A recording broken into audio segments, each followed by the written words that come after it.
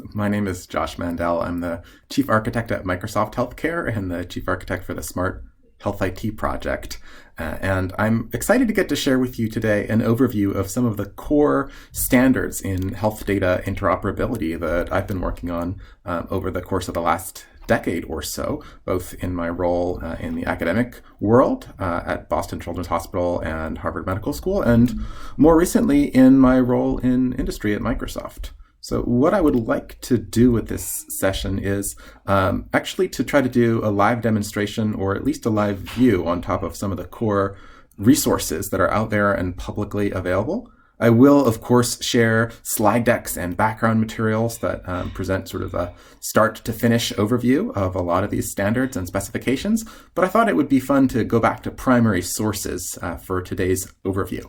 So with that, what I will do is launch into a screen share where I'm going to open up a view onto some of these specifications themselves, including the HL7 FHIR project and including Smart Health IT. So let's start out with HL7 FHIR. This is one of the core standards that's been developed over the last 9 years or so, which is really about providing a set of data models in healthcare and about providing a way to work with those data models. And there's a lot of material here in the FHIR specification at hl7.org that's been developed by a very large community, including folks with clinical expertise and folks with data and interoperability expertise. And the way that the specification is arranged is in a sort of set of levels, building from the most foundational aspects of the FHIR design, which includes how information is sent from point A to point B, what data look like when they go over the wire, and then up into some of the aspects of how requests and responses are made if you want to query for data that are available from a system. And then we get into the levels that actually define some of the data models themselves that deal with clinical entities. So things like patients and practitioners and organizations, as well as clinical details, including allergies or problems that you might find on a problem list or observations that you might make in a lab. And I find that one of the easiest ways to dig in is actually to start from the middle, from some of these data models that folks are, in general, intuitively familiar with. So I'm going to open up one of these links here to the patient data model, and that'll open up a tab here that's focused on the patient resource in FHIR. And one of the first things you'll notice in FHIR as you browse through any one of these different resource definitions is that there's this consistent kind of header showing you some information about how this data model or how this resource was defined and who's responsible for it. So we can see for the patient resource, there's a group called the HL7 Patient Administration Workgroup. And we won't go into the details here, except to say that each resource belongs to one of the work groups inside of HL7. And this is very important because this is the group that's responsible for maintaining content over time and providing improvements. Because FHIR is a work in progress. Like any specification, it is never completely done. And that brings us to the next point here, which is every resource in FHIR has what's called a maturity level, which is to say, how stable is this resource? How much has it changed recently over the past revisions of FHIR? And the stability of the patient resource is actually at the highest level. This is what's called a normative maturity level, which means we've actually committed to not making any incompatible changes in the future. We may still add things to it, but we won't change what's already there. So that gives you a sense of just some of the metadata that's provided for each FHIR resource. And then there's background for every resource on how it's intended to be used and the different use cases that it's intended to handle. But what I really want to focus on here with the patient resource is what's called the resource content. And this is the core of the data model itself, not the context of how it's used or who's responsible for developing it, but what is a patient resource? And what this tells us, for example, is a patient resource in FHIR. It can have an identifier, can have a flag that tells you whether the patient record is active or not. The patient can have any number of names and any number of phone numbers, telecom contact details. The patient can have a gender and a birth date, and so on. And this is really the core content of a FHIR specification, is that for every resource defined, there's these lists of element or field definitions. And then there's a syntax here that I won't go into a lot of detail about, but just to give you the gist of it, this syntax describes whether these elements are required or optional, how many times the elements can appear when you send somebody a patient record. So if I'm sending you a patient record, it can have no gender attached to it, or it can have one gender attached to it. So anywhere from 0 to 1. But when it comes to names, you might not know any names for this patient, or you might know several different names, maybe a name from the time of birth and then another married name for a patient. That would be an example of a patient with maybe 2 names in the record. And every one of these data elements also has a type, and these types are defined by FHIR to give you access to the common properties that you would need for different aspects of data. So the type of a birth date field is a date, which picks out sort of one calendar day. And the type of the active flag is a Boolean, which means it's going to tell us true or false. Yes, this patient record is active, or no, it's not. And then some of the data types are more complex. Rather than just a single number or a single Boolean, a data type like human name actually provides more details. And if I click on this, I'm going to be taken to a new page of the specification, which is the data types page. And the FHIR spec is a web of links, just like the World Wide Web is. So when I click on human name for that patient resource, I'm taken to a page that's got information about the human name data type. And just like patient had a number of elements to it, human name also has a number of elements to it. So it can be broken down into a family name, possibly any number of given names, prefixes, suffixes, and so on. A human name even optionally can have a period, which tells you the date range in which the person was known by that name. So if you have several different names that you used in different time periods, that can be captured as well. But one of the important things to note here is that every time we see these data elements defined, they tend to be things that are optional, things that we can say if we know them, but we don't have to convey them every time. So the expectation is not that every system that knows a patient's name is also going to know which dates to use or which dates were the active dates for assigning that name to the patient. So that's a very quick look at one FHIR resource and looking at the data models in the FHIR specification. But if we zoom out a little bit, I'll show you the overview of all of the data models, all of the resource types included in the FHIR specification.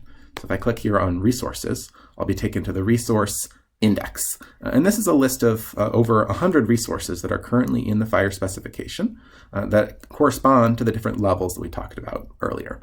So just like a patient resource tells me about an individual patient who might be a member of a clinical practice, there's also a practitioner resource that tells me about who the different clinicians might be in a practice, and an organization resource that might tell me about the different hospitals that exist out there in the world. And so FHIR provides a set of these data models, and once you know how to navigate them, they'll look and feel a lot like that first one that we reviewed. So the practitioner resource follows a similar pattern to what we saw for patient. In this case, a practitioner can have some identifiers, can have any number of names and contact information, just like a patient.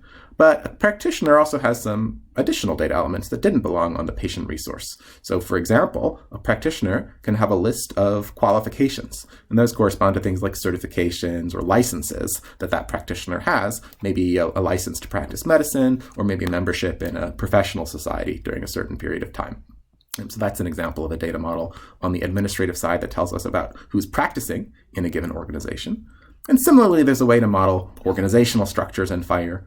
We won't go into details on it, but I just want to call out that set of resource definitions all exist. And then I want to show maybe one kind of clinical resource. And what I'll show you here is the observation resource.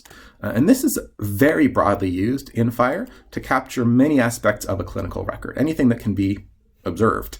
So that includes things like vital signs, laboratory results, as well as social history, smoking status. There's a lot of background and context that will take you through the details of how the observation resource is used. But there's a few things that I want to show you in the data models themselves for this observation resource. And so one is the use of what's called choice types.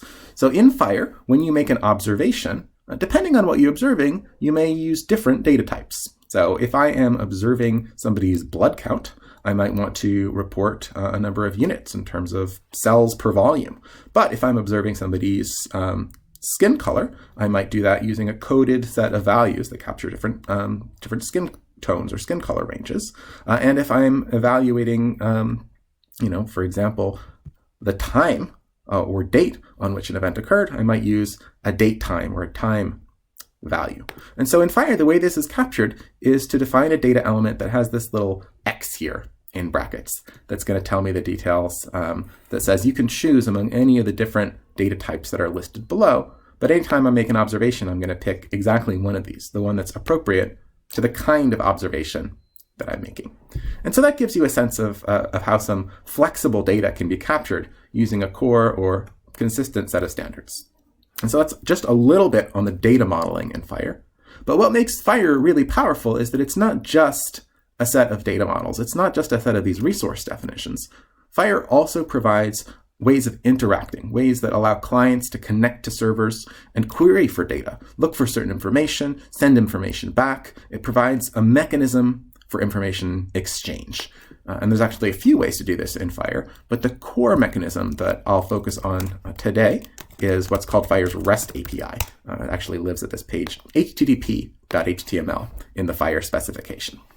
And the idea here is that a FHIR server can expose information to authorized clients to be able to fetch data from that server. So for example, allowing a client to search for a set of patients or a set of providers that server knows about through a set of interactions. So for example, a client can read data from a server. Clients may have permission to update data that exists already in a server or to create new data. So for example, a client that is managing an individual patient's home address may be able to update that patient record to let the server know that the patient has moved from one place to another. Or a client that is managing home blood pressure readings may have permission to create new resources, to create an observation inside of that server based on those home blood pressure readings that are taken. And so the idea here is that the FHIR specification defines these APIs for these basic interactions, and these allow clients to connect to servers in a consistent and standardized way.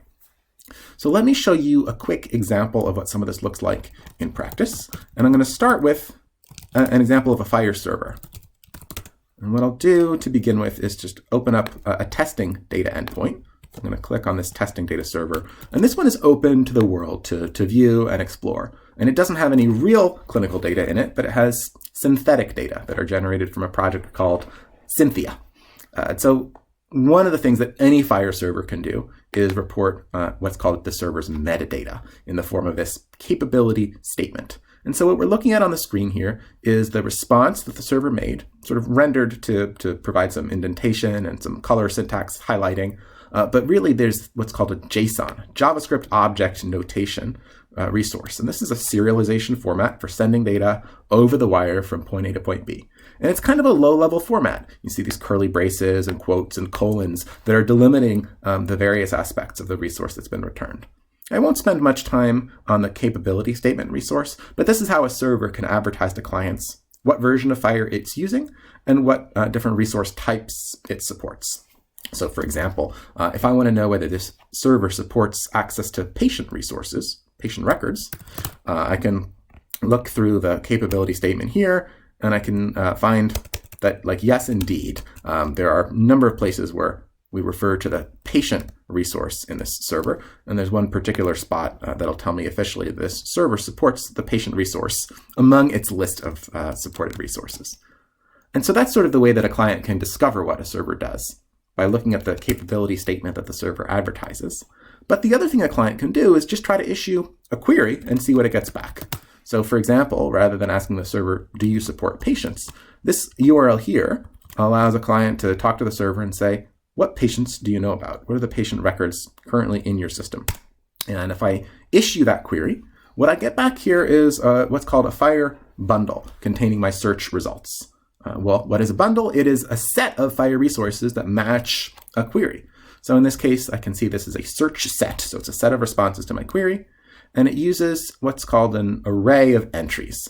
Every entry in this bundle is one resource that matched my query. So digging into the details here, this is a patient resource that matched my query for any patients that you know about. So in this case, I can see the resource type is a patient.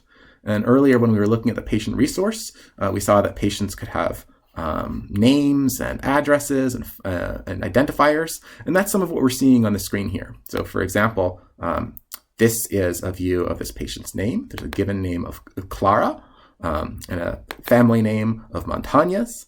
And this patient has a list of phone numbers. In this case, there's only one in the list, which of course is this fictitious phone number here. And similarly has a gender of female and a birth date in 1965, and so on.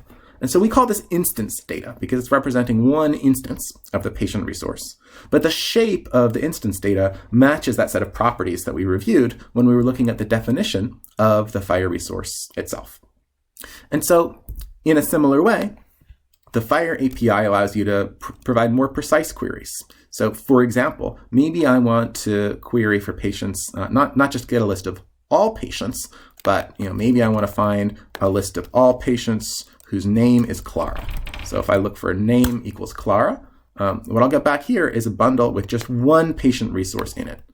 The previous result had more resources. Actually, it had quite a few resources. If I look at the number of resources that count in that bundle, you can see this list of entries is quite long. My overall response goes from line 20 here to line 10,000 or so.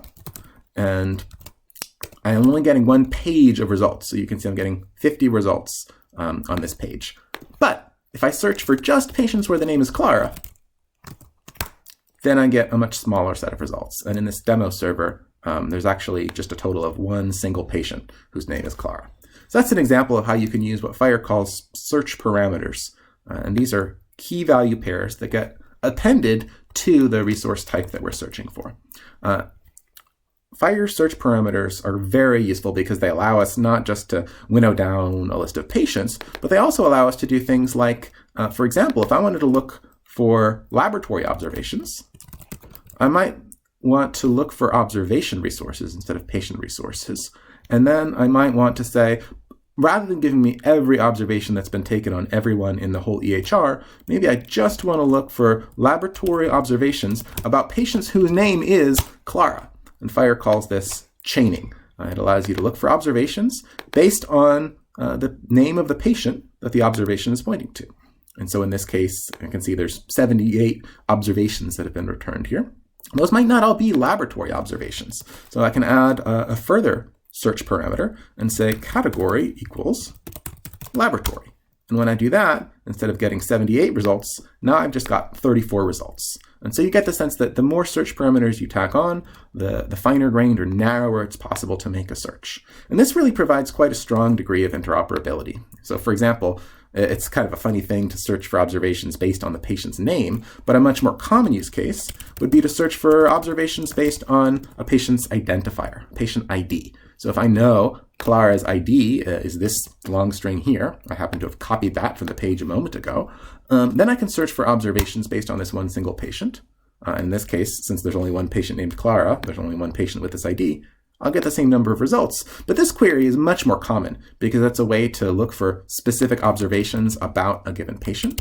And indeed, it's so common that this patient search parameter, searching for patients by ID, is defined on almost every clinical resource that makes sense to search for in FHIR. So rather than searching for observations, I might search for conditions, which would represent in FHIR something like a problem that lives on a patient's problem list. And in this case, if I look for conditions about this particular patient, I'll see that there's 10 being tracked on her problem list right now. And so, here's just scrolling through some of the resources and examples here. I can view information. This is a patient where one of the conditions was miscarriage in the first trimester. And another one of the conditions that's listed in her record here is obesity, a body mass index above 30. So those are some examples of ways that you can search for FHIR resources in a server. And if you know the patient ID, you can find all of the relevant data for that patient. And you can imagine how you could start to build up a set of queries if you know a patient ID to look for observations and conditions. Another resource that is very useful in FHIR is the Allergy Intolerance resource. So we can see if this patient has any allergies. In this case, there are none that are returned here about this particular patient that we've been focused on. But building up these queries allows you to search for many different kinds of data in the system.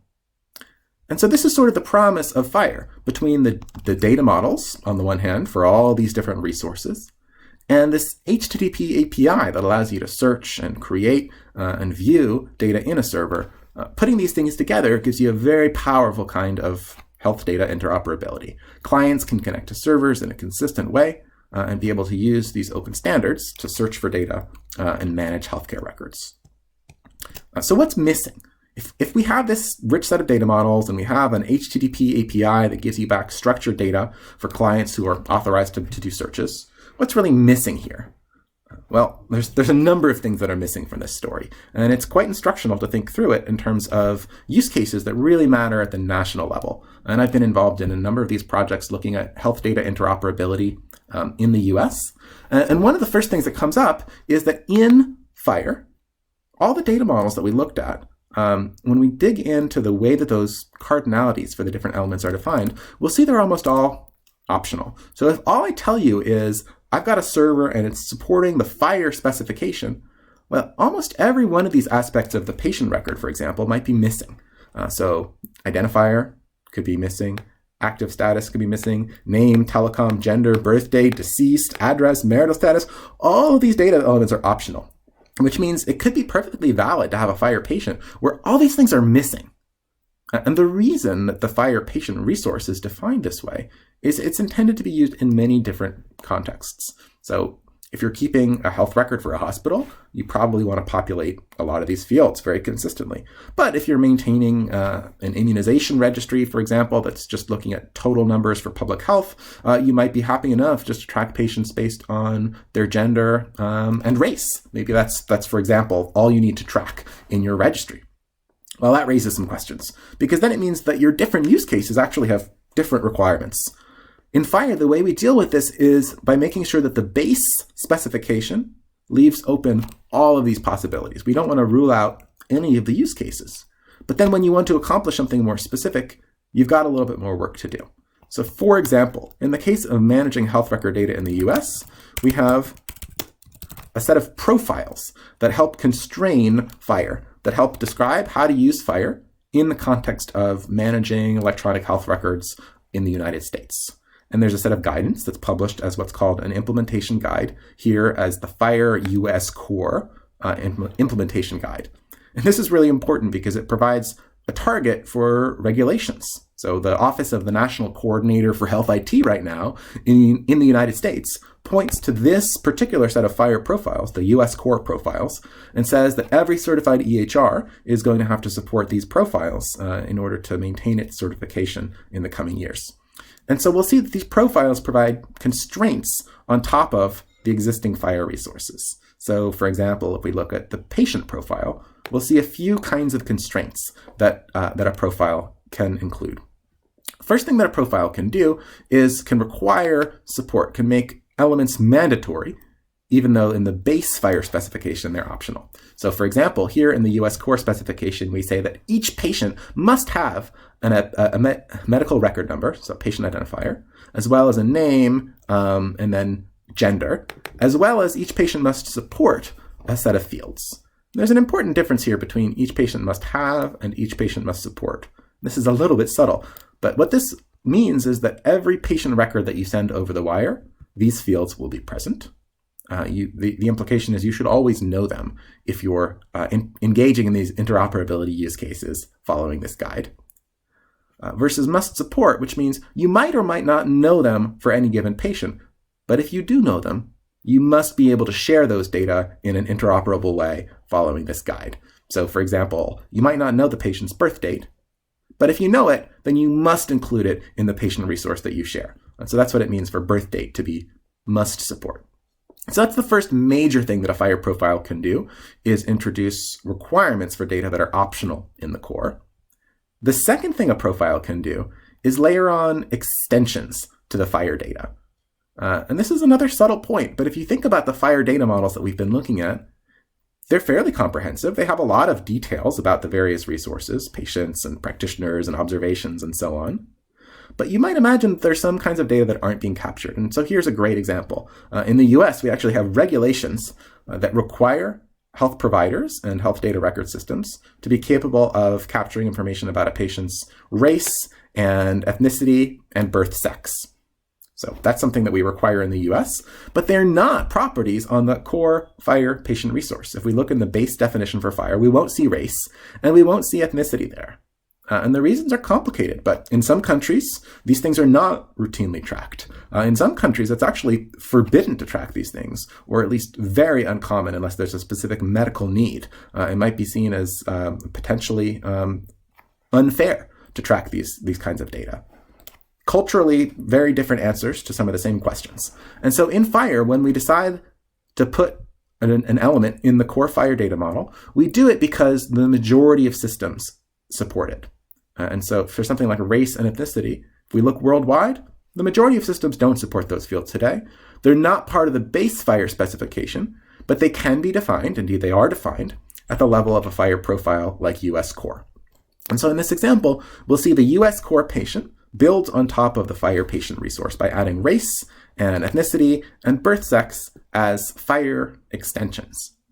And if you were looking closely, you might have noticed some of these already in the examples that we were browsing through earlier. So when we were searching for all patients in the system, and we found Clara's record here, scrolling through it, one of the things we found is a list of extensions. And so this first extension here is listed as a US core race extension with a category of Black or African American and a text rendering of similarly Black or African American. And FHIR provides this flexibility to add extensions to any resource, and indeed to any data element in any resource. And this really opens up the specification to deeper kinds of interoperability, where in particular use cases, we have needs for data that don't appear in the core of FHIR. And the important thing with the way this is done is to ensure that when these extensions are sent, developers or systems that are receiving these data have a way to look more information up about what this extension means. So maybe an app has never seen some particular extension before, but the extension is identified by a URL. And when things are properly managed, this URL will actually resolve. So a developer could say, I don't know what this thing means. What is this OMB category that's showing up in my patient resource? I didn't expect it. But by looking up information about this extension by URL, we'll find a link to the structure definition for FHIR US core race. And it says, well, this is an extension for race that allows various kinds of codes to be used. And so it provides a formal definition for what that extension means. And this is a big part of why FHIR's extensibility model is successful. It allows developers to layer on additional data, but in a discoverable way. So we've seen examples of profiles that can make certain kinds of data required, even though they're optional in the core spec, and profiles that can add extensions to a resource, even though those extensions represent data that were not captured in the resource of the core specification. And there's one other really important thing that profiles can do. And for that, I want to look at an example from the laboratory domain. So let's look at the laboratory observation profile in the FHIR US core implementation guide. And so if I scroll through here, we'll see the same kinds of structures, locking down requirements about what data must be present and what data must be supported. And the other thing that's done is vocabulary binding. So FHIR, again, is intended as an international specification, and in different countries and different jurisdictions, there's different kinds of standardized vocabularies that are used for different aspects of a medical record. And so FHIR often leaves these things open. So in FHIR, when you make an observation, the code, it can be a coded value from any structured vocabulary you like. And in some countries, there may be national codes. But in the US, we use LOINC codes for these kinds of lab observations. And so the FHIR US core guide actually locks this down, and it imposes a requirement that LOINC codes be used when they're known, or that SNOMED CT codes can be used when those are known. So if we look at the definition in FHIR, the observation resource has a code, and in this example, the implementation guide provides what's called a binding, meaning we bind the vocabulary, or we tie the vocabulary for this code field to a specific value set, in this case, the value set of LOINC codes. And if you don't know what's in that value set, again, you can click through and read more information about how that set of LOINC codes is defined. And you can also scroll down and see the beginning of what would be a very long list of every LOINC code in existence. And I'm scrolling too quickly on purpose because the point here is not to read all the different LOINC codes describing every possible lab observation, but just to see that there's a level of detail and consistency that you can apply here in a FHIR profile, like the US core implementation guide, that you wouldn't have in the base FHIR specification. So switching back to the base FHIR specification, earlier I asked what's missing. Well, we've answered that question in one part by saying what's missing in the base FHIR specification are these kinds of use case specific profiles. And for that, we need to look to specific jurisdictions and specific use cases to see how these things can be most usefully defined. The other thing that's missing in the core FHIR specification is a set of requirements that would allow us to plug apps into a health record system. How do you handle all the complexities of things like embedding an app inside of your electronic health record system, providing contextual information so that app knows what patient record is open, and so that app knows what user has launched it, and to make sure that the app has permissions to access certain kinds of data. And so to fill in those gaps, we built a set of specifications called the Smart on FHIR specifications as part of the Smart Health IT project. And we've standardized those specifications today by working with HL7 and working with a standards acceleration group called the Argonaut project. And I want to take you on a quick tour of how some of this works. And again, just to sort of tie this back to some national priorities in the US, the Smart Health IT standards for embedding apps in an EHR and connecting patient apps to a health record, these have been named by the federal government as requirements so that every certified electronic health record vendor in the country needs to support these kinds of standards. So if I go to apps.phir.org, I can get sort of a layman's view of some of the apps that exist and are out there that have been developed to work with the Smart Health IT standards today. And I want to show you just a quick demo so you can get a sense of how this works. But this is an open gallery where any app developer can come and publish information about the apps that they've built. So I'll show you an example of an app called Meducation. And this is a tool that takes a patient's medication list and can render it in a format that makes it easy to get an overview of what meds the patient's taking and what times of day. And then very importantly, this app does language translations. So if a patient maybe just speaks Russian, there's no sense in giving them an English language printout, but this app will help translate the medication list into over 18 languages. So I won't go through the details of this particular app, but I want to show you a couple of features of the gallery. One is that it provides a way to test out an app. I'll sort of cross my fingers and see if this works in a live demo, and it doesn't. This is the challenge of doing a live demo, but I'll show you a different app so you can get a sense of what that looks like. This is an app that we developed at Boston Children's Hospital. It's an open source growth chart application that can embed into the EHR as a clinician-facing view. And part of what Smart provides is a way to launch an app into a health record system. And so this might involve picking a patient record so that the app knows which patient's data to work with, or that information might come from the context of an existing EHR session. So if you're building a clinician-facing app, the clinician can, in one click, or automatically have the app load information about the right patient. And then once the app launches, it's able to fetch data. In this case, it's fetching the patient resource, which we looked at, and it's fetching observation resources, which we also looked at, to be able to plot these observations over time and show you how a child is growing versus standard curves for their age and conditions. So that's an example of what it looks like to launch one of these apps inside of the Smart Gallery. But I also want to call out that these apps, very same app, could be written to run not just against our testing server, at smarthealthit.org, but these very same apps can be registered with certified electronic health records. So in the case of this Meducation app, this is one that's currently registered with Athena Health, with Epic, and with Cerner.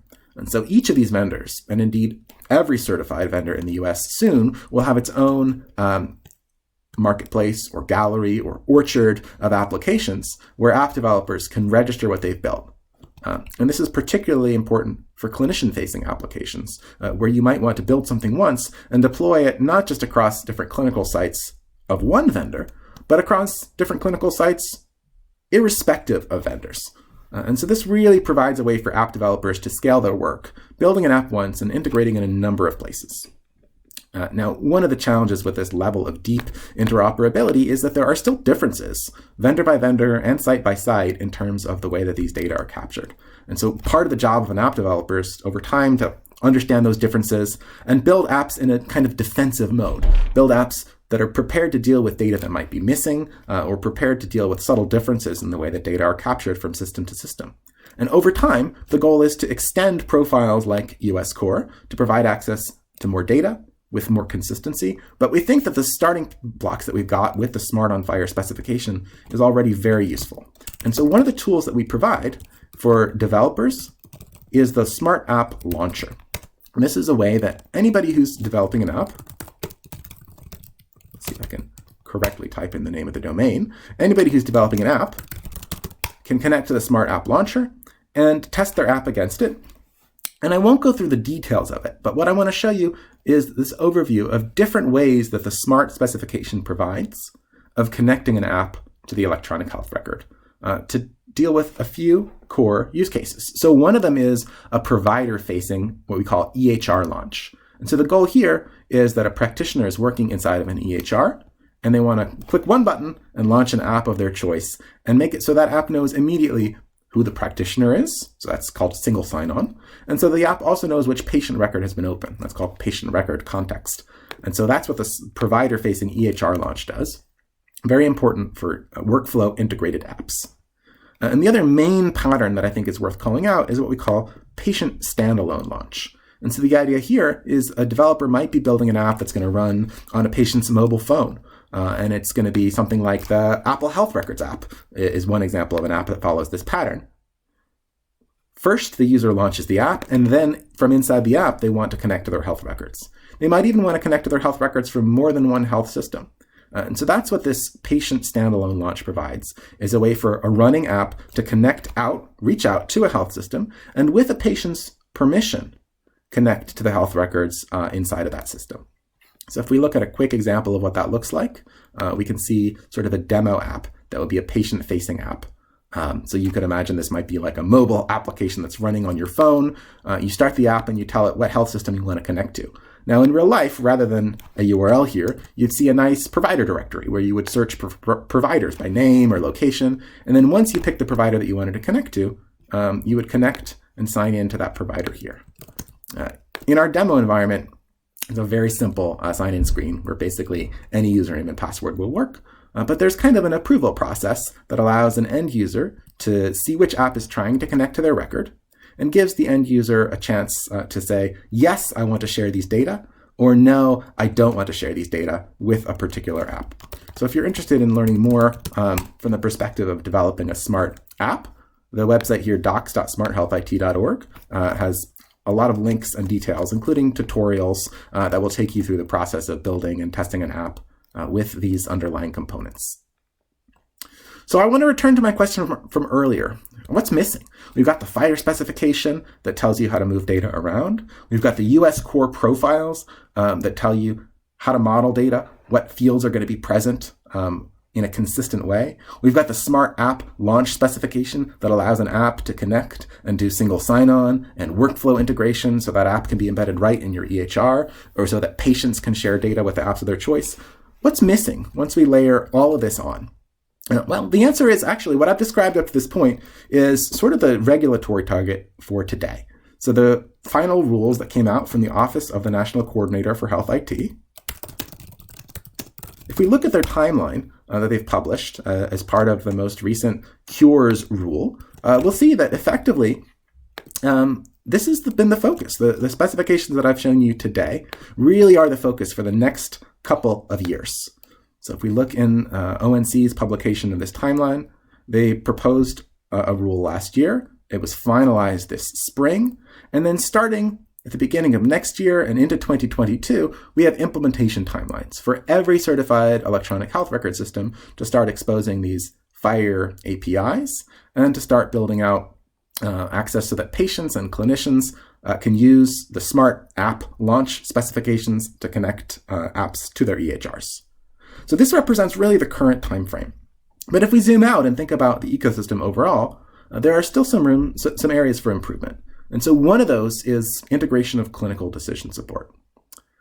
It's obvious that if I have any kind of decision support system, I could build an app around it and use the Smart Health IT specification to wrap that app and embed it in the EHR.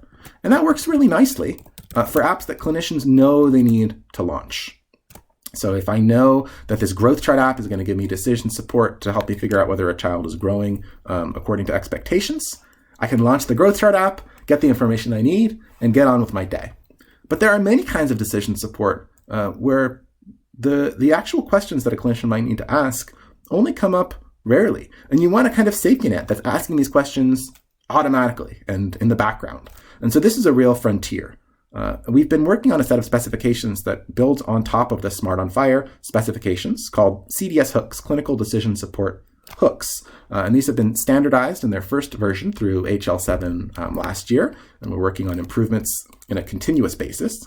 But the goal here is really to provide deeper integration into the workflow, into the clinician experience, to allow specific decision support services to be triggered in the context of a workflow.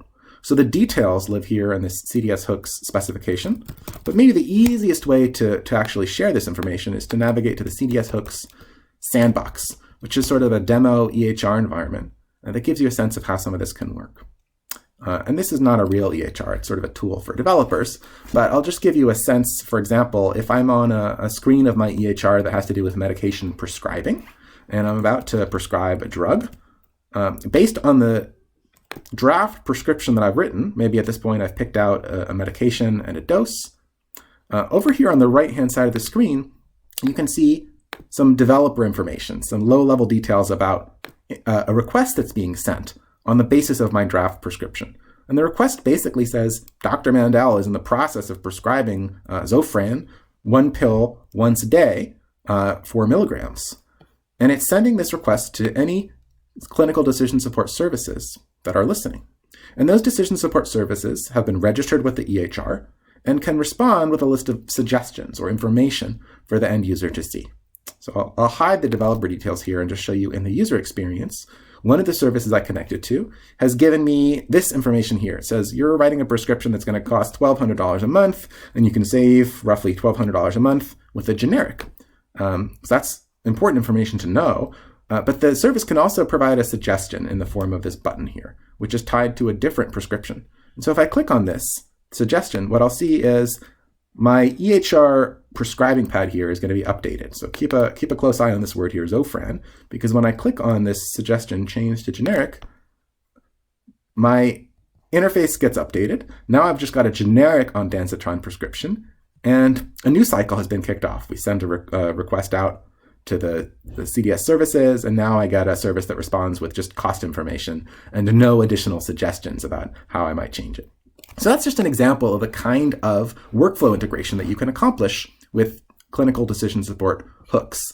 And providing an open specification for this is really important because there's many different electronic health records that all offer different capabilities.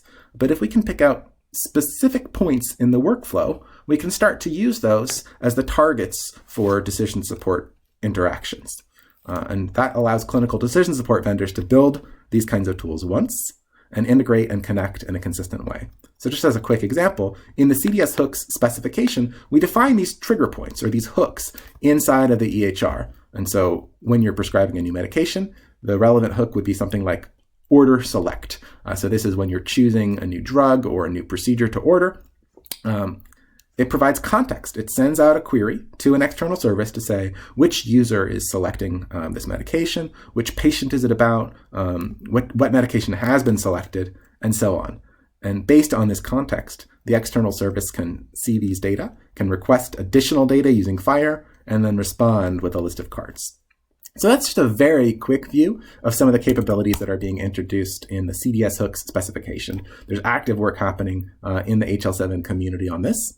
And really, that's just the glimpse that I wanted to give you as part of that question of what's missing or what's next. And there are a number of regulatory targets where this kind of deep integration of decision support can be a real help. One example of those regulatory targets would be the CMS PAMA Protecting Access to Medicare Act requirements for imaging orders. So there's been a strong national push to make sure that when advanced imaging studies like a CT or an MRI are being ordered, to make sure that it's an appropriate test given the clinical conditions. And so those kinds of checks for appropriate use are a great use case for something like CDS hooks because it can integrate very naturally with the underlying EHR workflow. So I'm going to pause there, having done an introduction to HL7 FHIR, having done a quick view of some of the FHIR implementation guides, having shown you a little bit about how the Smart App Launch specification provides this deep integration, provides a framework for giving apps access to the data they need inside a clinical record, and giving you a quick forward pointer to the clinical decision support hooks community. What I'll leave you with is the docs.smarthealthit.org website, which includes links to the various kinds of specs that we've been looking through today, as well as to the underlying FHIR community. And it's a great, very active international community, and I'd love to take the time to answer questions. So please do reach out, and we'll use this time to dig into areas that might be of special interest to you. Thanks so much.